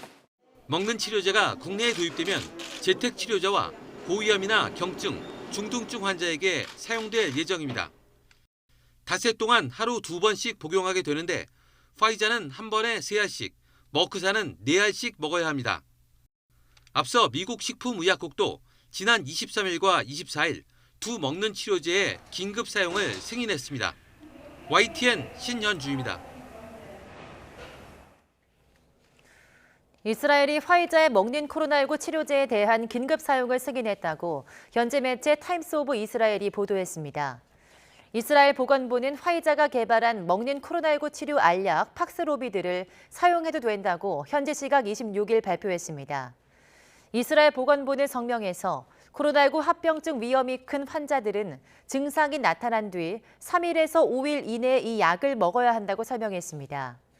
이어 이 알약이 오미크론 변이에도 동일하게 효과를 보일 것으로 기대한다고 덧붙였습니다.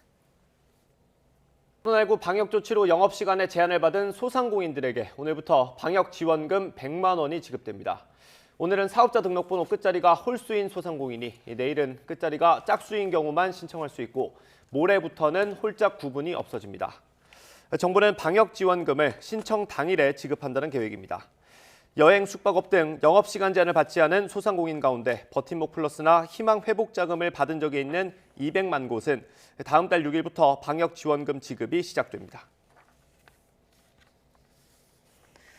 코로나19 확산으로 올해는 국립공원에서 새해를 맞을 수 없게 됐습니다. 환경부와 국립공원공단은 전국 21개 국립공원 전체에서 해넘이와 해맞이 행사를 전면 금지한다고 밝혔습니다. 국립공원공단은 대신 유튜브 채널을 통해서 지리산 천왕봉과 설악산 대청봉, 한려해상 다라공원, 덕유산 향정봉에서 새해 첫 일출을 생중계하기로 했습니다. 미국에서 오미크론 변이가 확산하면서 하루 평균 확진자가 거의 1년 만에 다시 20만 명을 넘어섰습니다. 미성년 감염자도 크게 늘고 있습니다. 김원배 기자입니다. 25일 기준으로 미국의 최근 7일간 하루 평균 코로나19 신규 확진자는 20만 1000여 명이라고 뉴욕타임스가 집계했습니다. 미국의 하루 평균 신규 확진자가 20만 명을 넘어선 것은 올해 1월 19일 이후 11개월여 만에 처음입니다. 호흡기 바이러스가 퍼지기 쉬운 추운 겨울철을 맞아 오미크론 변이까지 가세하면서 미국에선 코로나19 확진자가 수직 상승하고 있습니다. 이달 14일만 해도 하루 평균 확진자는 11만 8천여 명이었지만 불과 10여일 만에 거의 2배로 늘어났습니다. 이런 급증세가 지속되면 올해 1월 기록한 최대 규모 기록인 25만 1000여 명도 머지않아 경신될 것으로 보입니다. 미국에선 오미크론 감염자가 초기에 발견된 북동부를 중심으로 확진자가 빠르게 늘고 있습니다. 뉴욕에선 2주 새 신규 확진자가 80% 이상 증가했고 수도인 워싱턴 DC에선 이달 초보다 3배가 넘는 감염자가 나오고 있습니다. 미국 질병통제예방센터에 따르면 오미크론은 순식간에 우세종이 됐습니다. 이달 4일까지만 해도 델타 변이의 비중이 99.3%, 오미크론 변이는 0.7%에 그쳤으나 이달 18일에는 델타가 26.6%, 오미크론이 73.2%로 역전됐습니다. 일부 지역에선 오미크론 감염자 비중이 90%를 넘어섰습니다. 미성년자 감염자가 크게 늘고 있는 것도 새로운 우려를 낳고 있습니다. 뉴욕에선 어린이 코로나19 입원 환자가 지난 5일 이후 4배로 증가했고 이 가운데 약 절반이 아직 코로나19 백신을 맞을 수 없는 5살 미만 어린이였습니다. 미국 소아과학회의 최신 자료에 따르면 지난 16일 기준 18살 미만 어린이 청소년 확진자가 일주일 전보다 17만 명 증가했습니다. YTN 김원배입니다. 네, 같은 아파트 단지 같은 평형에서 3가지의 다른 전셋값이 존재하는 현상이 벌어지고 있습니다. 많게는 몇 억씩 차이가 나는데 임대차법 시행에 따른 일종의 부작용입니다. 가격 왜곡 속에 내년엔 극심한 전세난마저 우려됩니다. 강희경, 김우준 두 기자가 보도합니다. 서울 전세 시장을 살펴보기 위해 대치동 음마아파트에 나왔습니다. 같은 면적이라도 가격이 7억 5천만 원부터 13억 원까지 무려 5억 원 넘게 차이 납니다. 이런 현상은 임대차 입법 시행으로 계약갱신 청구권이 도입되면서 생겨났습니다. 전세 재계약 때 보증금 인상폭을 5% 이내로 제한했기 때문입니다. 먼저 신규 계약의 경우 보증금은 시세에 맞출 수밖에 없습니다. 집주인이 선호하는 계약입니다. 하지만 갱신 청구권을 행사해 재계약하면 기존 보증금 수준을 유지할 수 있습니다. 임차인에게 유리합니다. 그런데 여기서 양쪽 모두가 만족할 수 있는 꼼수가 나왔습니다. 재계약을 하되 청구권을 행사하지 않는 조건으로 집주인과 임차인이 적절한 가격에서 합의하는 겁니다. 같은 아파트 단지의 같은 평형 전세에서도 집주인 선호형, 임차인 유리형, 중재안 이렇게 세 가지 가격이 존재하는 배경입니다. 5% 상한의 계약을 하느니 본인이나 자녀들의 입주를 생각을 많이 하시는 경우들이 계시고요. 그럴 경우에 그냥 현 시세에 맞춰서 하기에는 조금 부담스러우면 시세의 한 80% 정도 선에서 서로 협의해서 눈치 작전이 치열하지만 문제는 전세 매물 자체가 많지 않다는 점입니다. 전세가 안정이 아직 요원한 이유입니다. 최근 수도권에서 전세 공급이 우위를 보이고 있긴 하지만 이는 높은 가격과 대출 규제 등이 겹치며 벌어진 현상에 불과하다는 지적이 많습니다. 그렇다면 내년에는 어떨까요? 전문가들은 대부분 전세값 상승을 예측을 했습니다. 주택산업연구원이 바라본 내년도 아파트 전세값 상승률입니다. 전국은 올해보다 4.3%, 수도권은 5% 상승을 전망했습니다. 상승 압력의 주된 이유로는 전세계약 갱신 청구권이 꼽힙니다. 지난해 도입 이후 보증금 상한선이 5% 이내로 묶였던 물량들이 내년 8월 이후 본격적으로 풀리기 때문입니다. 집주인은 그동안 올리지 못했던 가격에 더해 신규 임차인의 청구권 행사까지 고려해 4년치 가격을 미리 올려받을 가능성이 큽니다. 4년마다 거래를 하게 되면 조금 더 높게 받아야 미리 인상분을 반영을 해야 되겠다라고 생각할 겨를이 높거든요. 내년 8월 이후부터는 아무래도 전세 가격이 조금 급하게 상승하지 않을까 그렇게 생각하고 있습니다. 종부세 등 중과세를 임차인에게 전가하려는 움직임도 전세값을 불안하게 만드는 요인입니다. 올해 이렇게 종부세가 5,100만 원을 내라고 나왔는데 지금 실직 상태여가지고 딱히 소득이 없는 상태예요. 내년에 이제 그 계약이 끝나면은 전세를 올리거나 월세로 바꿀 수밖에 없는 그런 상황입니다. 누적된 공급난은 계속되는 가운데 서울 시내 주요 재개발 재건축 단지의 속도가 본격적으로 붙으면서 대규모 이주 등으로 인한 전세 수요는 한동안 계속될 것으로 보입니다. 정부의 별다른 대책이 없다면 정말 내년에는 최악의 전세난이 빚어질 수도 있다는 우려가 적지 않습니다. YTN 김우준입니다. 민간 시세조사 통계에서 이달 전국 집값의 오름폭이 14개월 만에 1% 미만대로 둔화했습니다. KB국민은행에 따르면 지난 13일 기준으로 이달 전국의 주택 평균 매매가는 지난달보다 0.5% 오른 것으로 나타났습니다. 전국 집값은 지난해 10월 0.67%의 상승률을 기록한 이후 같은 해 11월부터 줄곧 1%대의 상승률을 보였지만 14개월 만에 1% 미만대로 오름폭이 줄어든 겁니다.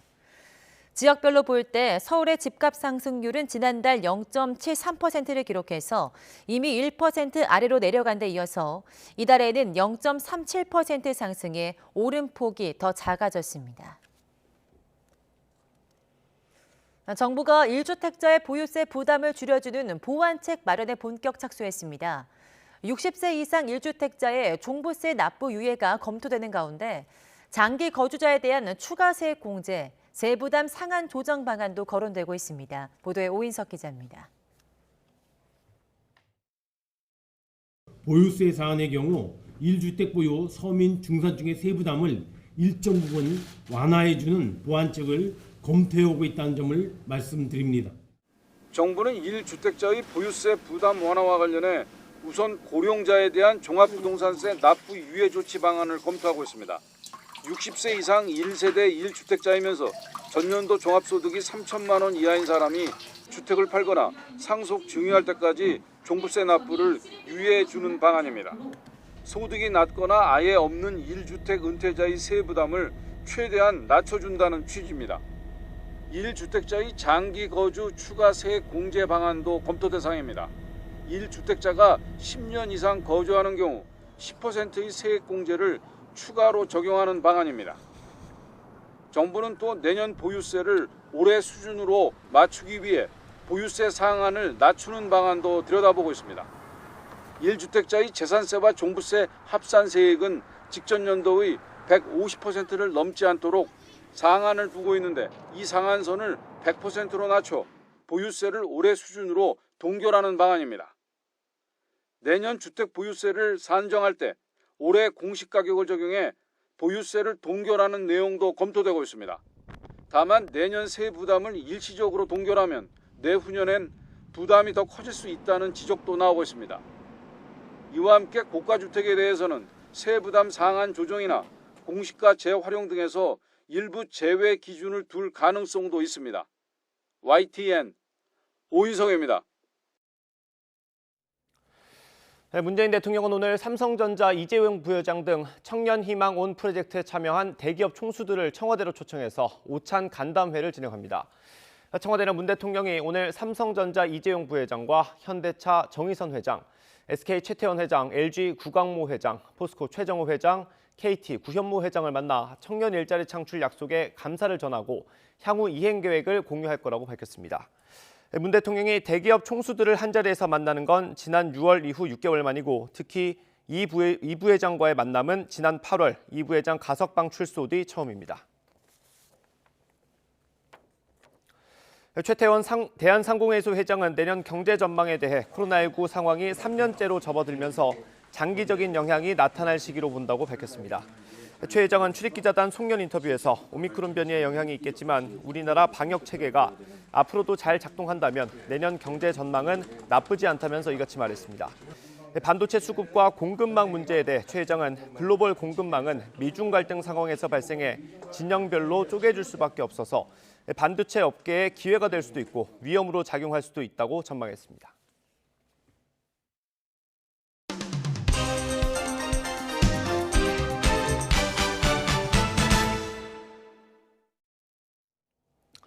네, 오늘 아침 신문은 어떤 소식을 다뤘는지 짚어보는 시간입니다. 오늘도 이현웅 아나운서 나와 있습니다. 어서 오십시오. 네, 안녕하십니까? 네, 오늘 신문 휴일이었던 어제 주목할 만한 소식이 있었죠. 윤석열 후보 부인 김건희 씨가 허위 경력 의혹에 대해서 사과를 했잖아요. 맞습니다. 그 신문도 많이 다룬 것 같은데 일단 어제 기자회견부터 보고 얘기를 나눠보겠습니다.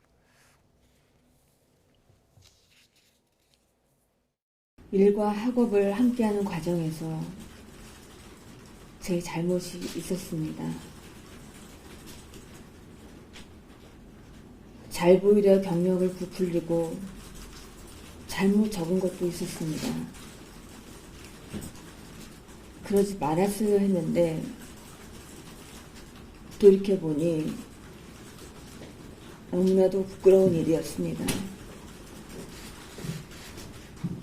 모든 것이 저의 잘못이고 불찰입니다. 부디 용서해 주십시오.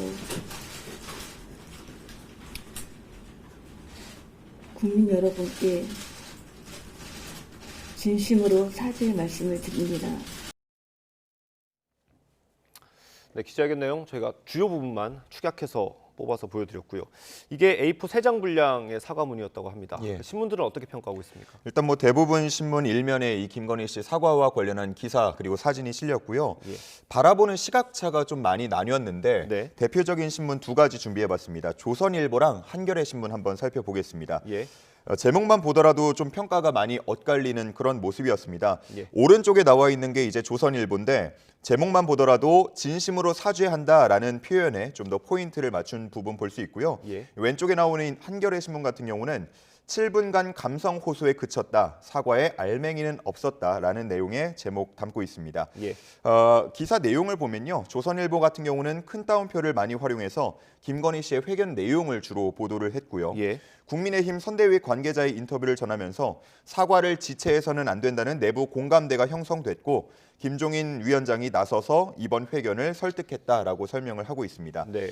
한편 한겨레 신문 같은 경우는 기자들과의 질의응답이 없었다는 점, 그리고 사과문 자체도 국민에 대한 사과가 아니라 남편에 대한 미안함으로 채워졌다고 비판하는 논조였습니다. 네, 다음 소식 한번 알아볼게요. 지난 금요일에 저희가 이 시간에 전해드렸죠. 동아일보에서 되게 크게 썼던 기사, 예. 박근혜 전 대통령 사면에 관련된 얘기였는데 그 후폭풍이 계속 이어지는 것 같네요. 맞습니다. 관련해서 이제 만평 그리고 기사가 또 경향신문에 실려서 그 내용 잘 보여줘서 한번 준비해봤는데요. 예. 만평을 먼저 좀 띄워드리면요. 이 문 대통령이 국민 통합을 외치면서 벽을 부수고 박 전 대통령과 함께 빠져나가는 모습 볼 수 있습니다. 예. 지금 만평 확대되고 있는데 그 옆에 이명박 전 대통령의 모습도 좀 보이죠. 예. 그리고 밑에 보면요. 벽이 부서진 잔해에 꺼진 촛불이 좀 함께 흩어져 있는 모습 볼 수 있습니다. 그 탄핵 집회를 상징하는 거겠죠? 맞습니다. 청산도 단죄도 반성도 없는 사면이라고 꼬집고 있고요. 이 관련 내용을 보면 이번 사면에 대한 민주당과 국민의힘의 입장을 함께 전하고 있습니다. 예. 여권 내부에서는 박 전 대통령의 사면은 호재가 아니라 악재다라는 평가가 있다고 전했고요. 예. 그럼에도 불구하고 한 민주당 선대위 관계자는 이번 사면 여파로 현 정권과 선을 그을 수 있게 됐다면서 정권 재창출이 아니라 이재명 정권 자체를 부각할 수 있는 기회가 된다라는 인터뷰를 담았습니다. 한편 국민의힘 중진 의원의 인터뷰도 있었는데요. 예. 이번 사면은 끼워 맞추기용이다라고 말을 하면서 예. 국민의힘으로서는 정치적인 반응을 자제하는 것이 낫다. 그리고 사면이 대선에 미칠 영향은 제한적이다라는 인터뷰 내용 함께 담겨 있었습니다. 네, 저희가 만평으로도 보여드렸는데 이명박 전 대통령 같은 경우는 아예 이제 가능성이 없어졌다 이렇게 봐야 됩니까? 일단 문재인 대통령이 특별 사면을 한 차례 더 이제 단행할 가능성은 있다라고 서울신문이 담고 있는데요. 예. 다만 그럼에도 불구하고 이 전 대통령이 여기에 포함될 것이냐 그 가능성은 희박하다라고 전하고 있습니다. 그 근거로 이제 여권과 청와대 관계자 그리고 박범계 법무부 장관의 인터뷰를 전하고 있는데요. 예. 이 전 대통령 같은 경우는 사익을 추구한 범죄라는 점에서 박 전 대통령과 좀 경우가 다르다, 결이 다르다 이렇게 이야기를 하고 있습니다. 한편 국민의힘 홍준표 권성동 의원 같은 경우는 이 전 대통령을 이번 사면 대상에 포함시키지 않은 것에 대해서 야권 분열 기획책이다. 예. 김경수 전 지사의 사면용이다라면서 정치적인 의도가 있다라고 의심하고 있다고 전하고 있습니다. 예. 그리고 전반적으로 이 신문은 이 전 대통령의 사면은 좀 어렵다라고 이야기를 하고 있음에도 네. 말미 부분에 보면 차기 대통령의 강력한 의지가 있거나 예. 아니면 이 전 대통령의 건강에 심각한 이상이 생긴다면 사면의 가능성도 남아있다. 예. 이렇게 보고 있었습니다. 단정할 수는 없겠죠. 박근혜 전 대통령도 사실 안 된다는 기류가 많았었는데 맞습니다. 갑자기 됐으니까요. 좀 지켜보면 될 것 같고 코로나19 관련해서 좀 보겠습니다. 뭐 특별한 성탄 편지가 도착했다고 하는데 이거 어떤 내용입니까? 네, 중앙일보에 좀 눈에 띄는 기사가 있었습니다. 에크모 임산부 1호라는 별칭이 붙은 김민아 씨가 성탄절을 맞아서 의료진에게 감사의 편지를 썼다고 하는데요. 이 김민아 씨 같은 경우는 임신 7개월 차에 코로나19에 감염된 확진자입니다. 예. 지난 6월에 임신부로서는 국내 첫 번째로 에크모 치료를 받은 분이고요. 이후에 7월 초에 에크모를 떼고 잘 회복해서 예. 결국 순산했습니다. 지금 그 기사 제목 밑에 보면요. 가운데 사진 보면 에크모 떼는 날 예. 의료진과 함께 찍은 기념 사진이 있고요. 예. 또 작은 사진에 보면 이 순산한 아이, 딸 아이의 또 모습도 건강한 모습도 확인할 수 있었습니다. 예. 김민아 씨는 편지에서 의료진에게 감사를 전하면서도 이 우리 가족의 힘든 이야기가 코로나19로 어려움을 겪고 있는 분들께 좀 희망이 됐으면 좋겠다라고 예. 함께 이야기하고 있었습니다. 기분 좋은 소식이네요. 예, 그렇습니다. 힘든 일이 있으셨겠지만 잘 견뎌내신 것 같고요. 다음은 어떤 기사 가져오셨습니까? 네, 이제 이번 주가 올해 마지막 주지 않습니까? 예. 그러다 보니까 동아일보에 관련 기사가 좀 실려서 가지고 왔는데요. 네. 해넘이 해맞이 행사가 줄줄이 취소된다라는 소식이었습니다. 이번 31일부터 내년 1월 2일까지 사흘간 전국 산과 바다의 국립공원 입장이 통제된다는 내용이었는데요. 또 31일 저녁에 보통 진행이 되는 보신각 타종 행사도 예. 역시나 올해도 온라인으로 진행된다라는 소식 함께 전하고 있었습니다. 네. 뭐 대신해서 유튜브 채널이랑 방송을 통해서 이런 모습들 생중계한다고 하는데 뭐 그럼에도 아쉬움은 좀 클 것 같고요. 예. 또 각 지자체의 연말연시 행사도 줄줄이 취소되고 있다는 내용 함께 전하고 있었습니다. 뭐 대표적으로 화천 산천어 축제 1월마다 진행이 됐었는데 예. 오미크론 변이 등으로 인해서 올해는 취소가 된다고 합니다. 예. 마지막으로 음식 얘기가 있는데 저도 기사 봤는데 사실 고든 램지라는 이름보다 예. 햄버거가 3만 원이네 이 기사에 좀 많이 눈이 가더라고요. 맞습니다. 고든 램지라고 하는 이제 스타 셰프가 있죠. 예. 이 셰프가 만든 고든 램지 버거가 국내에 들어온다라는 소식 한국일보에 실려 있었습니다. 네. 미국의 매장이 2군데 있고요. 예. 영국에 1군데 그리고 예. 이제 국내가 4번째 개장되는 건데 예. 30일부터 일주일 동안 사전 개장 기간을 갖고 내년 1월 7일에 정식 오픈할 예정입니다. 예. 이 사전 개장 기간 동안 한 2천여 명 이용할 수 있다고 하는데 이 이용을 또 예약을 받아서 진행을 했다고 해요. 근데 30분 만에 마감이 됐다고 합니다. 이 놀라운 거는 아까 말씀하셨지만 이 단품 대표 메뉴가 단품 가격이 31,000원이라고 하는데 예, 그럼에도 불구하고 30분 만에 2천여 명이 예약을 했다라는 게 좀 눈에 띄었고요. 이 31,000원이라는 가격 자체도 다른 나라와 가격과 비교해서 좀 많이 비싸다라는 비판이 이어지고 있다고 하는데요. 이 고든 램지 버거를 들여온 관계자에 의하면 경쟁력 있다. 새로운 변화를 불러일으키겠다. 이렇게 말하고 있습니다. 네, 뭐 이 햄버거 후기도 좀 기대가 되네요. 다음에 신문에 나오면 한번 소개해 주세요. 그렇겠습니다. 예, 오늘 말씀 여기까지 듣겠습니다. 네, 고맙습니다. 감사합니다.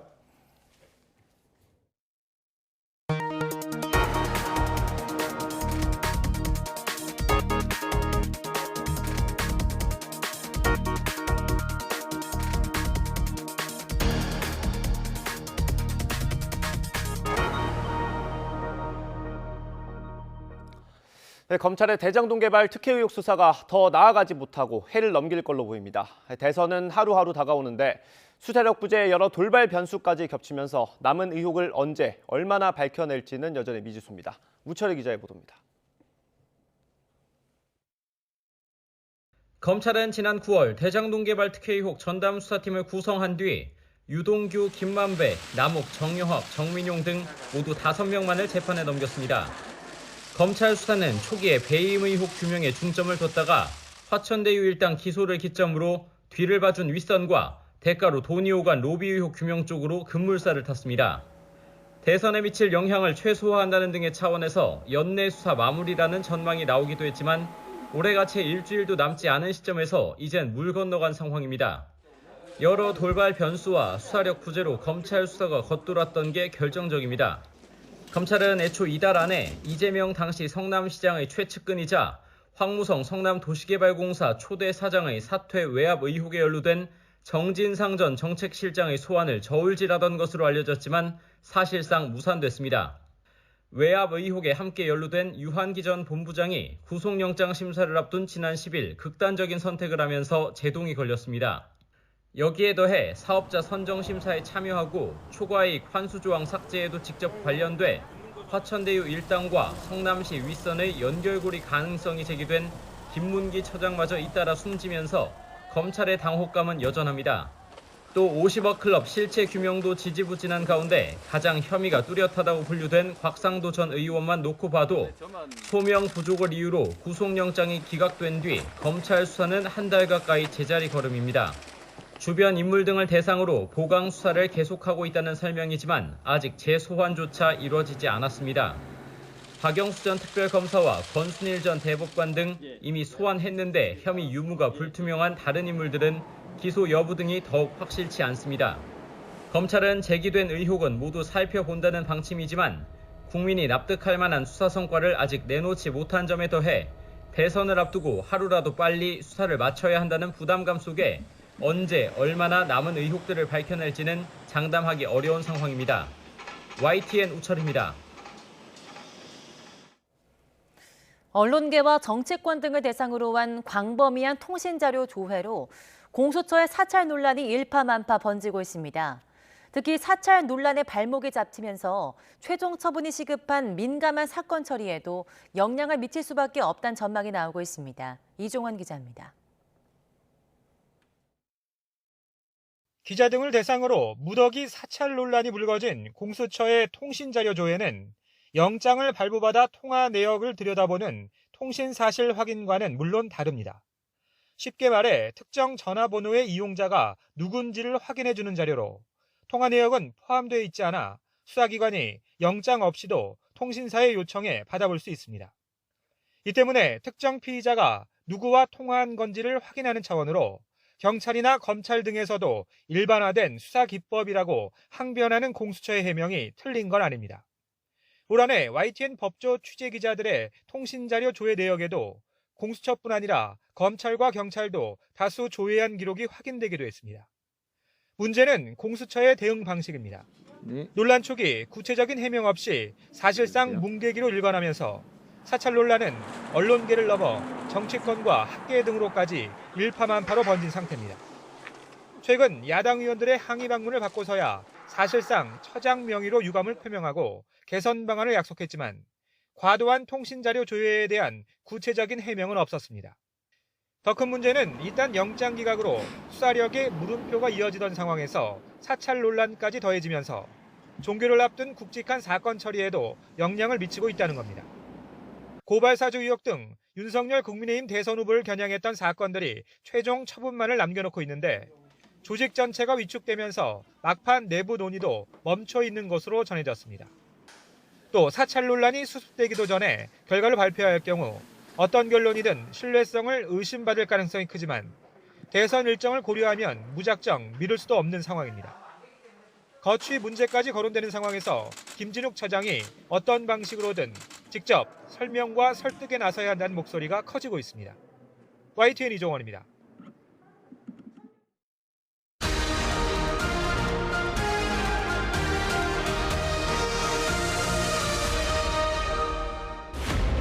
역대 최다 기록이 또 역대 최다 기록을 경신했습니다. 강력한 사회적 거리두기를 통해서 하루빨리 확산세를 제압해야만 이번 고비를 넘어설 수 있다고 판단했습니다. 소상공인들은 영업시간이 생활줄이나 마찬가지예요. 그날그날 벌어서 그날그날 생활비가 되는. 한타작도 안 해. 이건 뭐 최악이야. 장을 봐도 고민을 좀 많이 하고 허리띠를 졸라매자 막 이런 생각을 하게 되는데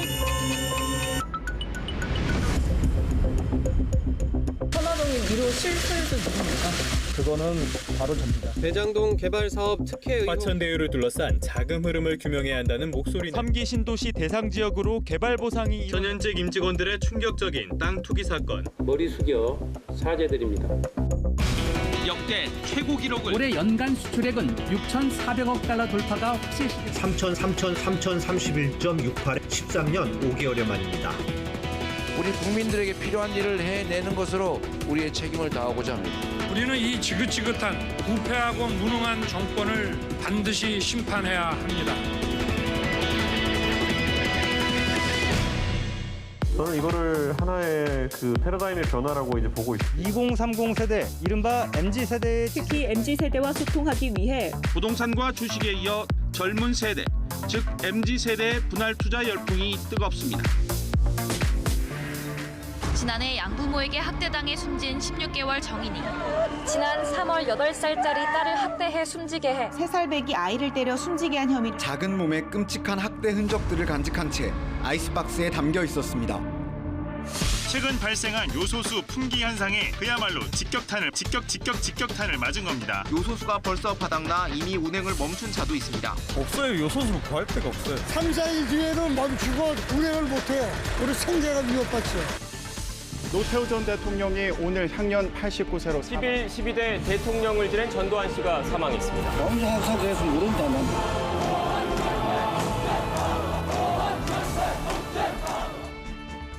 국내 기업과 연구소에서 자체 개발한 누리호의 심장. 주력 분야에 참여한 기업만도 30개가 넘습니다. 발사 순간까지 강풍 우려가 컸지만 마침내 5시 정각 우주를 향해 날아올랐습니다.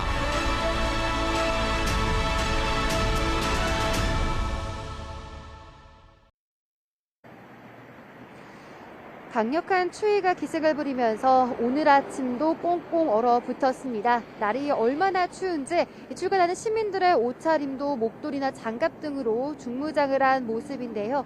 현재 서울 기온은 영하 12.5도까지 내려갔고요. 체감 온도는 영하 17도 가까이 떨어져 있습니다. 추위 속에 건강 잃지 않도록 체온 조절에 힘써주시기 바랍니다. 네, 오늘도 대부분 지역에서 한파특보가 이어지는 가운데 아침 기온이 영하 10도 가까이 떨어진 곳이 많습니다.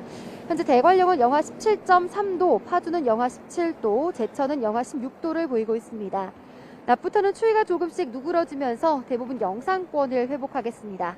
서울 낮 기온 1도, 대전과 광주는 2도로 어제보다 4에서 7도가량 높겠습니다.